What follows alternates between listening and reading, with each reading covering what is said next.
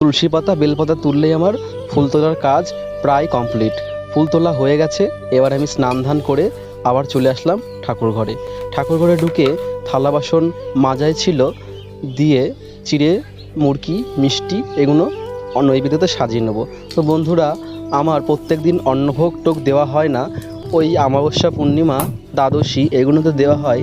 আর বেশিরভাগ দিন নিত্য যেটা ভোগ যায় চিড়ে মুরকি মিষ্টি দই দুধ এগুলোই যায়। তো আজকে দইও নেই এবং দুধও এখনও এসে পৌঁছায়নি। তা কী করব বলো, এই দিয়েই আজকের নৈবেদ্য সাজানো হলো। তো নৈবেদ্য ঠাকুরের সামনে সাজিয়ে আমার প্রত্যেক দিনের মতো ওই শালগ্রাম জিউকে পাতা প্রতিষ্ঠা করা হয়েছে। তো শালগ্রামকে অভিষেক করাতে হবে। তো প্রত্যেক দিন দুধ দই ঘি মধু এগুলো তো উপাচার দিয়ে পঞ্চ উপাচার দিয়ে স্নান করানো হয় না। ওই যা থাকে যত সামান্য উপাচার, ওই ঘি আছে আর মধু আছে, ওই দিয়ে একটু স্নান করানো হয়। তো দেখছো ঘিটা মাখিয়ে নিয়েছি এবং মধু সামান্য পরিমাণে দিয়ে তুলসী পাতা দিয়ে গঙ্গার জল দিয়ে শালগ্রামকে অভিষেক করানো হলো। শালগ্রামকে গা মুছিয়ে তার নিজ আসনে বসিয়ে ফুল তুলসী পাতা দিয়ে গুরুবাক্য অনুযায়ী প্রথমে কৃষ্ণ পূজা করলাম। রাধা মদন গোপালের চরণে তুলসী পুষ্প নিবেদন করার পরে ছোট্ট ছোট্ট লাড্ডু গোপালগুলোর চরণেও ফুল তুলসী নিবেদন করলাম। এদিকে বাবা ভৈরব আছে, বাবা ভৈরবের মাথায় বেলপাতা ফুল এবং মায়ের যে অংশ সেখানে জবা ফুল পুষ্প দিয়ে মাথায় জল দিয়ে সেবা পূজা কমপ্লিট করা হলো। কথায় কথায় এদিকে তুলসী পাতা দিতেই ভুলে গিয়েছি।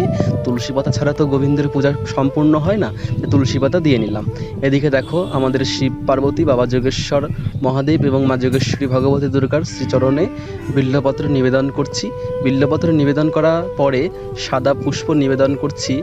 তোমরা আমার পুজোর অঙ্গিভঙ্গি দেখে নিশ্চয়ই বুঝতে পেরেছো যে আমি সেবা পুজোর কিছুই জানি না, তাও করি যতটুকু পারি, নিজের মন মতো করি। না জানি কত অপরাধ আমি প্রভুর চরণে করছি। তো দেখো আমার শিব পার্বতীর চরণে ফুল বেলপাতা নিবেদন করা হয়ে গেছে। এদিকে যে শিলামূর্তি আছে বাবা মহাদেবের, শিলামূর্তিতে বেলপাতা ফুল নিবেদন করে এদিকে মায়ের চরণে জবা ফুল নিবেদন করছি। তো বন্ধুরা, ভিডিও করতে গেলে অনেক বড়ই হয়ে যায়, তাই খুব শর্ট করে অনেক কেটে কেটে ভিডিও করতে হচ্ছে। তো মোবাইল হাতে নিয়ে পুজো করতে খুব অসুবিধা হয়। বাবার চরণে পুষ্প নিবেদন করে অল্প করে একটু আরতি করলাম। অনেক ভক্তরাই মন্দিরে আসে, মায়ের কাছে তাদের মনস্কামনা জানায়, আকুতি মিনতি জানায়। তো মা তো অন্তর্যামী, ভক্তের মনোবাঞ্ছনা মা সবসময় পূরণ করে। তো তারা অনেক সময় মানসা করে, অনেকে ভালোবেসে দিয়ে যায় অনেক কিছু। তো এইরকমই বেশ কিছুদিন ধরে দেখছি অনেক সোনার টিপ, একটা সোনার চোখ, এরকম অনেক কিছুই মন্দিরে পড়েছে। তো সেগুলো আজ দেবো কাল দেবো করে এখনও ঠাকুরকে পড়ানো হয়নি।